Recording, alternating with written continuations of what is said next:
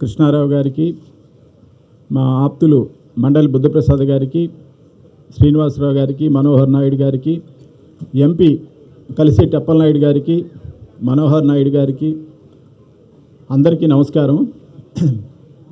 వేదిక పైనే కాకుండా సభలో కూడా అనేక మంది సాహితీ ప్రియులు, పుస్తక ప్రియులు ఉన్నారు. వారందరికీ కూడా నమస్కారం. రామోజీరావు గారి పేరు ఈ వేదిక పెట్టడం అత్యంత సముచితం. ఎందుకంటే పుస్తకాన్ని, అక్షరాన్ని అమితంగా ప్రేమించినటువంటి వ్యక్తి రామోజీరావు గారు. ఆయన 50 ఏళ్ల పాటు ఒక తపస్సులాగా అక్షర తపస్సు చేసి 2024 సంవత్సరంలో వెళ్ళిపోయారు. ఆయన స్మృతిలో ఈ వేదిక నామకరణం చేశారు. పుస్తకాలకు సంబంధించి నేను కొన్ని విషయాలు మీతో ప్రస్తావిస్తాను. మైక్రోసాఫ్ట్ న్యూస్ సర్వీసు కొంతకాలం క్రితం ఒక సర్వే చేసింది. ప్రపంచంలో అత్యంత సంపన్నులైనటువంటి 100 మందిని తీసుకొని వాళ్ళల్లో ఉన్నటువంటి 4 కామన్ లక్షణాలు ఏమిటి అనేది ఒక సర్వే చేస్తే ఆ సర్వేలో 4 విశేషాలు వెలువడ్డాయి. అందులో ఒకటి ఏమిటంటే వాళ్ళందరూ కూడా తమ లక్ష్యం మీద దృష్టి సారిస్తారు. They stay focused. రెండవది ఏమిటి అంటే దేర్ ఆల్ అడ్వెంచరస్. వాళ్ళు ఎప్పుడు కూడా సాహసోపేతమైనటువంటి కృత్యాలు చేస్తారు, అట్లాంటి పనులు చేస్తారు. మూడోది ఏమిటి అంటే they take care of their physical fitness. వాళ్ళ ఆరోగ్య పరిరక్షణ, శరీర ఆరోగ్యానికి సంబంధించి ఒక లక్ష్యం పెట్టుకొని ఎప్పుడు ఉంటారు, దానికి కృషి చేస్తారు. నాలుగోది అత్యంత ముఖ్యమైనది ఏమిటంటే దే రీడ్ ఎ లాట్. బాగా చదువుతారు. విజేతలైనటువంటి వాళ్ళందరికీ ఉన్నటువంటి లక్షణం బాగా చదువుతారు. ఉప ముఖ్యమంత్రి పవన్ కళ్యాణ్ గారు కూడా గొప్ప చదువరి, పుస్తక ప్రియుడు. సో ఆ విధంగా చాలామంది, బిల్ గేట్స్ ప్రపంచంలో అత్యంత ధనవంతుల్లో అత్యంత ప్రభావవంతమైనటువంటి వ్యక్తుల్లో ఒకరు. బిల్ గేట్స్ వారానికి ఒకటి చొప్పున ఏడాదిలో కనీసం 50 పుస్తకాలు చదువుతారు. పుస్తకాలు చదవడమే కాకుండా ఏడాది ముగుస్తున్న సమయంలో డిసెంబర్ చివరి వారంలో ఆయనకు నచ్చినటువంటి పుస్తకాల మీద బిల్ గేట్స్ నోట్స్ అని ఒక నచ్చిన పుస్తకాల గురించి రాస్తారు. ఆ విధంగా పుస్తకాలు తనని ఎట్లా ప్రభావితం చేసినాయి. పుస్తకాలు ఇప్పుడు కూడా, ఆయన వయసు 69 సంవత్సరాలు, ఇప్పుడు కూడా అమితంగా చదువుతారు. అట్లానే అత్యంత సంపన్నుడు జెఫ్ బెజోస్. ఆయన కూడా పుస్తకాన్నే వ్యాపారంగా, పుస్తక డిస్ట్రిబ్యూషన్నే వ్యాపారంగా ప్రారంభించి ఆయన అత్యున్నత శిఖరాలకు వెళ్ళాడు. అమెజాన్ సంస్థను స్థాపించాడు. ఇప్పటికి కూడా ఆయన పుస్తకాలు విపరీతంగా చదువుతారు. వారెన్ బఫెట్ ప్రపంచంలో అనేక కోట్ల మందిని ప్రభావితం చేసినటువంటి అత్యంత సంపన్నుడు. ఆయన కూడా వారానికి 500 పేజీలు చదువుతాడు. చదివే తన బలం అని చెప్తూ ఉంటారు. ఎలన్ మాస్క్ ఈ మధ్య మీరు చదివి అందరూ తెలుసుకుంటూనే ఉన్నాము. ప్రపంచంలో ఒక అత్యంత శక్తిమైనటువంటి దేశంలో, అమెరికాలో ఆయన చాలా వీరోచిత కృత్యాలు అవన్నీ కూడా చేస్తున్నారు. ఆయన టెస్లా కారు, అట్లానే స్పేస్ ఎక్స్ రోదసిలోకి సొంతంగా ఒక నౌకలను పంపించినటువంటి గొప్ప వ్యక్తి. ఆయన కూడా మీ బలం ఇవన్నీ ఐడియాలు ఎట్లా వస్తాయంటే నేను పుస్తకం నుంచి నాకు ఈ ఐడియాలు వస్తాయని ఆయన స్వయంగా ఆయన చెప్పారు. ఆ విధంగా ఇప్పుడు పుస్తకం ఒక ఆవిష్కరణ జరగబోతుంది. పివి నరసింహారావు గారికి సంబంధించి కృష్ణారావు గారు రాసినటువంటి పుస్తకం. పివి నరసింహారావు గారు ప్రధానమంత్రిగా ఉన్నప్పుడు కూడా ఆయన విపరీతంగా చదివారు. గోర్పచేవ్ రాసినటువంటి పెరిస్త్రోయిక పుస్తకాన్ని భారతదేశంలో మొదటిగా చదివింది పివి నరసింహారావు గారు. సెంట్రల్ మినిస్టర్గా ఉండి కూడా ఆయన పుస్తకాన్ని ఆశాంతం చదివి దాంట్లో మనం ఏమి నేర్చుకోవాలి, మనం ఎలా ఉండాలి అనే దాని మీద ఆయన చేశారు. చదవటం అలవాటు అయితే గెలవటం అలవాటు అవుతుంది. చదువు ఒక సంస్కృతిలో భాగం. మనందరినీ కూడా సంస్కృతి నడిపిస్తుంది. మనలో ఎక్కడో లోపల ఉన్నటువంటి ఒక ఆలోచనలు ప్రభావితం చేసేది సంస్కృతికి సంబంధించి నేను ఒక విషయం చెప్తాను. 2వ ప్రపంచ యుద్ధ కాలంలో సోవియట్ యూనియన్ని స్టాలిన్ నడిపిస్తూ ఉండేవారు. దాని అధినేతగా ఉండేవారు. కమ్యూనిస్ట్ పార్టీ కార్యదర్శిగా ఉండేవారు, ప్రధాన కార్యదర్శిగా. 2వ ప్రపంచ యుద్ధ కాలంలో సోవియట్ సైనికులు 1 కోటి మంది చనిపోయారు. 1 కోటి మంది చనిపోతే ఆ యుద్ధ రంగంలో ఉన్నటువంటి వాళ్ళు, రష్యన్ సైనికులందరూ కూడా పరారై వెనక్కి వస్తూ ఉంటే స్వయంగా స్టాలిన్ ఆ యుద్ధ రంగానికి వెళ్ళి ఆయన వాళ్ళ ఒక ఉత్తేజకరమైనటువంటి ప్రసంగం చేస్తారు.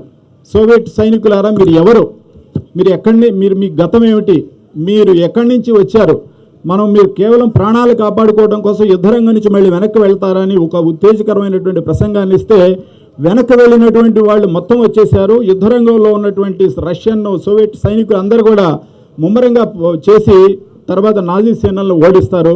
మరొక 1 కోటి మంది చనిపోతారు. 1 కోటి మంది చనిపోయినా కూడా వెనక్కి వెళ్ళరు. అట్లాంటి ప్రభావం మన మీద సంస్కృతి క్రియేట్ చేస్తుంది. అట్లాంటి సంస్కృతి మనకి ఎక్కడి నుంచి వస్తుందంటే చదవటం నుంచి వస్తుంది, చదువు సంపర్కం వల్ల వస్తుంది. కానీ దురదృష్టవశాత్తు మనం చదువును మర్చిపోయాం. అందువల్లే మనం ఒక ఉనికి కోల్పోతున్నటువంటి జాతుల్లో మన తెలుగు జాతి ఒకటి. ఎందుకంటే పుస్తకం 12 కోట్ల మంది తెలుగు వాళ్ళు ఉంటే ఒక సగటు పుస్తకాన్ని 12,000 కాపీలు కూడా అమ్మలేని ఒక దుస్థితి మనకు నెలకొన్నది. అందుకని చదువు అనేది ఎప్పుడు మనకు బలం. ఎంతమంది విజేతలు ఇవన్నీ కూడా. బరాక్ ఒబామా ఆయన జీవిత చరిత్ర రాస్తే ఆయన 26 లక్షల కాపీలు ఏడాది కాలంలో అమ్మారు. అట్లానే వేరు ప్లాట్ఫామ్స్లో 33 లక్షల కాపీలు అమ్మారు.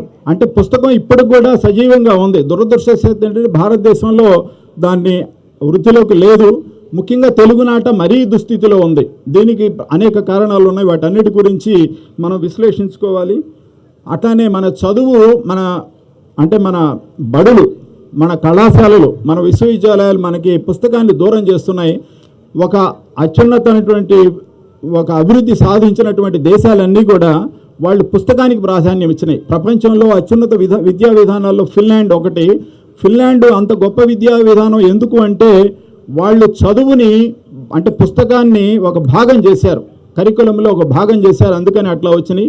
అనేక యూరోపియన్ దేశాలు, అమెరికాలో కూడా అంతే. అమెరికాలో ఇప్పటికి కూడా ఒక గ్రంథాలయ వ్యవస్థ పటిష్టంగా ఉంది, పుస్తకం పటిష్టంగా ఉంది. చాలామంది ప్రముఖులు బాగా చదువుతున్నారు, ప్రముఖులు రాస్తున్నారు. బరాక్ ఒబామా 2 సార్లు అమెరికా అధ్యక్షుడై పుస్తకం రాసి తన రాయల్టీలే కొన్ని కోట్ల రూపాయలు తనకు వస్తున్నాయి. పుస్తకాన్ని అమితంగా ప్రేమించారు. అందుకని ఆ జాతులు సజీవంగా ఒక కల్చరల్ ఫ్లో అది సాగుతూ ఉన్నాయి. అందువల్ల మనకి వాళ్ళ 10th క్లాస్ అయిపోయిన తర్వాత సోషల్ స్టడీస్ పూర్తిగా దూరం అవుతుంది. నేను చాలా కాలం జర్నలిజం స్కూల్ ప్రిన్సిపల్గా కూడా ఉన్నాను. అనేక మంది విద్యార్థులు, నవతరం విద్యార్థులు మేము ఇంటర్వ్యూ చేస్తున్నప్పుడు వాళ్ళు అసలు చదవటం పూర్తిగా మానేసినటువంటి దృష్టాంతాలు మాకు చాలా తెలుస్తూ ఉన్నాయి. పుస్తకాలు అసలు చదవటం లేదు. డిగ్రీ పాస్ అయినటువంటి విద్యార్థి ఒక్క పుస్తకం కూడా చదవకుండానే డిగ్రీ పూర్తి చేస్తున్నారు. ఇట్లాంటి దుస్థితి ప్రపంచంలో ఎక్కడా లేదు. కాబట్టి పుస్తకాన్ని మనం ఆదరించాలి, పుస్తకాన్ని కాపాడుకోవాలి. పుస్తకం ద్వారానే మనకు ఒక ఇన్డెప్త్ నాలెడ్జ్, నిగూఢమైనటువంటి పరిజ్ఞానం మనకు లభ్యం అవుతుంది. కాబట్టి పుస్తకాన్ని బాగా మనం ప్రేమించి, ఇప్పుడు ఉప ముఖ్యమంత్రి గారు కూడా పుస్తక ప్రియులు అన్నాం. నిజంగా మీరు ఆ ఎగ్జైట్మెంట్ అంతా చూస్తుంటే ఇక్కడ ఉన్నటువంటి అభిమానులు ఆయన నిజంగా అభిమానించే మీరందరూ కూడా పుస్తకం ఖచ్చితంగా చదవాలి, పుస్తకం కొని చదవాలి, పుస్తకాన్ని ఆదరించాలి, పుస్తకాన్ని ప్రేమించాలి, పుస్తకాన్ని ప్రోత్సహించాలి. ఇక అందువల్ల మనం కూడా ఒక లక్ష్యం పెట్టుకొని పుస్తకాలు చదివితే, ఉప ముఖ్యమంత్రి గారి అభిమానులు కూడా ఎక్కువ మంది యూత్ కాబట్టి నేను చాలామందికి చెప్తుంటా, డిగ్రీ 3 ఏళ్ళు BA BCom BSc చదివితే 36 నెలలు, అట్లానే బీటెక్ చదివితే 48 నెలలు. నెలకొక పుస్తకం చదివి నేను డిగ్రీ సమయంలో చదివినటువంటి 48 పుస్తకాలు ఇవి అని ఒక మీ రెజ్యూమేకి ఒక జత చేస్తే మీకు ఎవరి ఉద్యోగం ఎవరో నాకు చెప్పండి. ఖచ్చితంగా అట్లాంటి ప్రభావం పుస్తకం మీద ఉంటుంది. కాబట్టి ఇక్కడ ఉన్నటువంటి విద్యార్థులు అందరూ కూడా మళ్ళీ ఇక్కడ పండగ 12వ తారీఖు దాకా జరుగుతుంది కాబట్టి మీరు ఇవాళే కొనుక్కోండి. నిజమైనటువంటి అభిమానం అది. అంబేద్కర్ కూడా బాగా చదువు ద్వారానే మనలో ఒక నైపుణ్యం వస్తుంది. నైపుణ్యం మనకు ఆత్మవిశ్వాసాన్ని కలిగిస్తుంది. నైపుణ్యం ద్వారానే మన దారిద్ర్యం నుంచి, దాస్యం నుంచి బయటపడతామని చెప్పారు.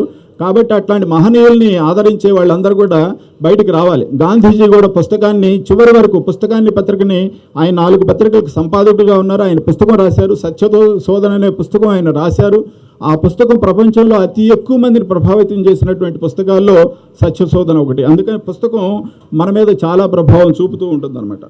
సో నేను ఈ ఉప ముఖ్యమంత్రి గారు ఇక్కడ ఉన్నారు కాబట్టి మన విద్యా విధానంలో కూడా పుస్తకాన్ని ఒక భాగం చేయమని వారికి విజ్ఞప్తి చేస్తున్నాను.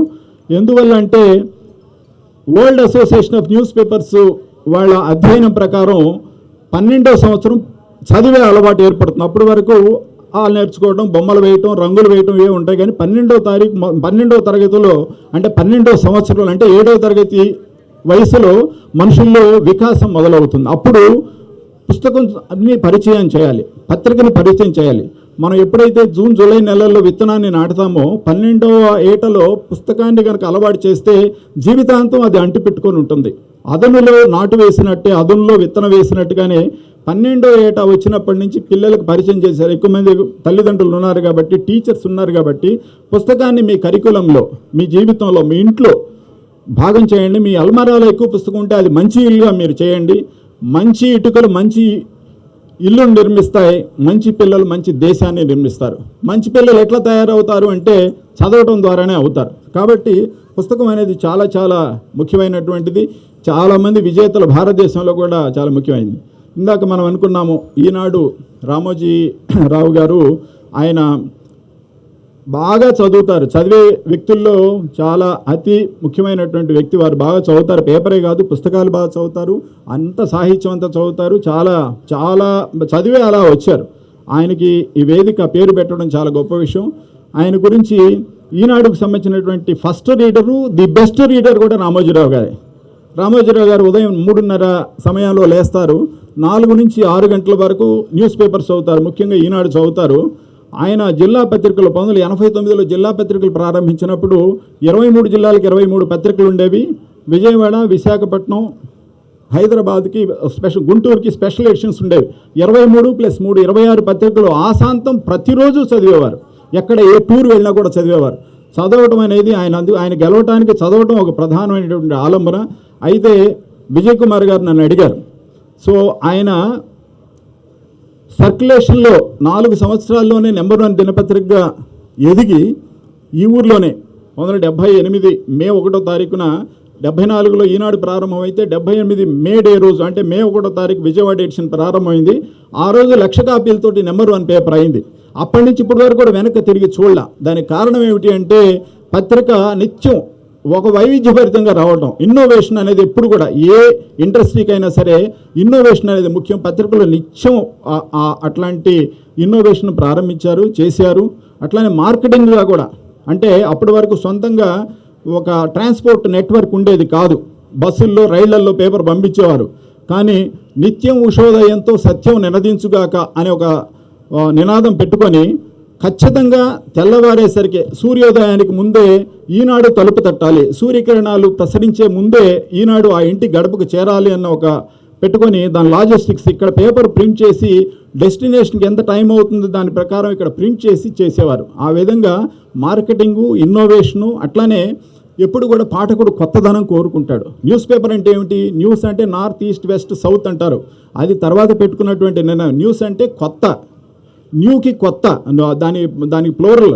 న్యూ అంటే న్యూకి ప్లోరల్ న్యూస్ కాబట్టి కొత్తగా ఇవ్వాలి, తాజాగా ఇవ్వాలి. దాంతో ఎప్పుడు కూడా తాజా వార్తల కోసం అప్పట్లో టెలిప్రింటర్స్ పెట్టుకోవటం, ఫోటోలు తెచ్చుకోవటం, ఇవన్నీ కూడా సొంతంగా ఫోటోగ్రాఫర్స్ నిర్మించుకోవడం. అప్పటి వరకు సొంతంగా ఫోటోగ్రాఫర్లు న్యూస్ పేపర్స్కి ఉండేవారు కాదు. మంత్రుల ప్రారంభోత్సవాలు, ఎక్కడైనా సందర్శనలు, రాష్ట్రపతి ఆగమనాలు లేదా విదేశాలు వెళ్ళటాలు, ఇవే ఫోటోలు వచ్చేవి. గవర్నమెంటే సప్లై చేసేది. కానీ విరిగిపోయిన కరెంటు స్తంభం, రోడ్డు మీద గుంటలు, లేదంటే ప్రజల కష్టాలు, మిగిలిపోయిన ధాన్యం, ఇవన్నీ కూడా ఫోటోలు వేసి అట్లా ప్రజలకు దగ్గరైంది, ఆ కంటెంట్తో దగ్గరైంది. కాబట్టి ఇవాళ మన పుస్తకాలు కూడా అది అన్వయించుకుంటే మనకి చాలా మంచి రచయితలు రావాలి.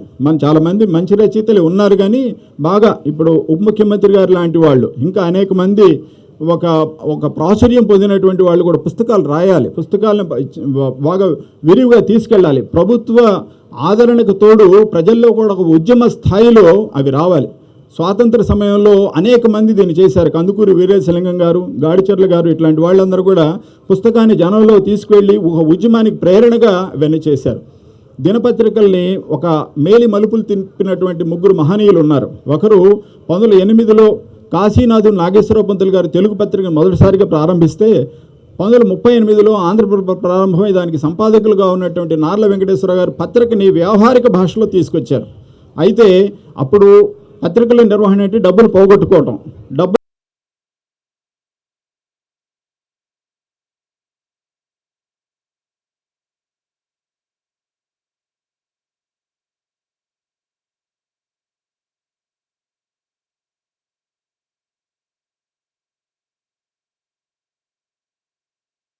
రామోజీరావు గారు ఆ విధంగా పత్రికా రంగాన్ని భారతదేశంలోని తెలుగు పత్రికలకు ఎనలేని ప్రాచుర్యం తీసుకొచ్చారు.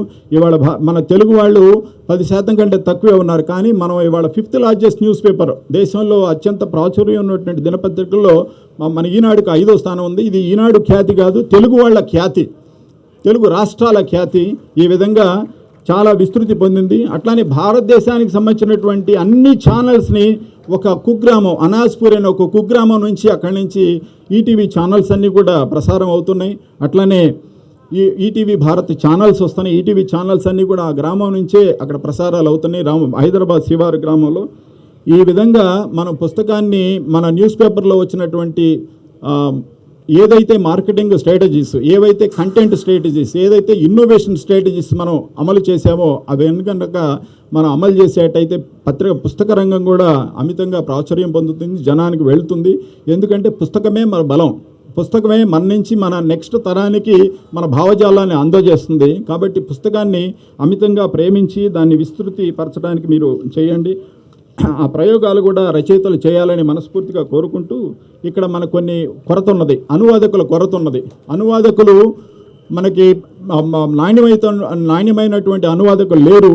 ఆ అనువాదంలో కూడా మన విశ్వవిద్యాలయాలు ఒక శిక్షణ ఇచ్చి దాన్ని కూడా పెంచితే ప్రపంచ సాహిత్యం అంతా కూడా మన దగ్గరకు వస్తుంది, మన సాహిత్యం బయటకు వెళుతుంది. రెండు కూడా ముఖ్యమే. ఇప్పుడు కన్యాశుల్కం భారతదేశంలో అన్ని ప్రాంతాల్లోకి వెళ్ళాలి.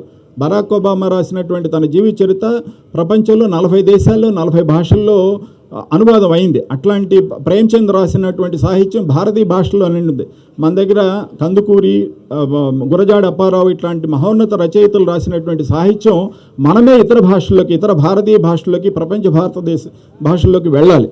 మనకి అనువాదకుల కొరత ఎంత ఉందంటే, ప్రపంచం మొత్తాన్ని ఇన్స్పైర్ చేసినటువంటి గాంధీజీ ఆత్మకథ సత్యశోధన మనకి మంచి పుస్తకం మొన్నటి వరకు లేదు. ఎప్పుడో 1930s నుంచి 3-4 రచయితలు చేశారు, కానీ ప్రజలకు అర్థమయ్యే భాషలో, సరళమైనటువంటి భాషలో ఇప్పటి వరకు లేదు. అట్లాంటి రచయితలు, అట్లాంటి అనువాదకులు మనకు కావాలి. ఒరిజినల్ థింకర్స్ రావాలి. మన దగ్గర ఎంతో అపారమైనటువంటి మేధస్సు ఉన్నటువంటి శాస్త్రవేత్తలు ఉన్నారు, విదేశాల్లో వెళ్ళినటువంటి శాస్త్రవేత్తలు ఉన్నారు. వాళ్ళందరూ కూడా తమ అనుభవాల్ని, అభిప్రాయాల్ని తెలుగులోకి కనుక రాస్తే మనకు కూడా పుస్తక రంగం బాగా వ్యాప్తి చెందుతుంది.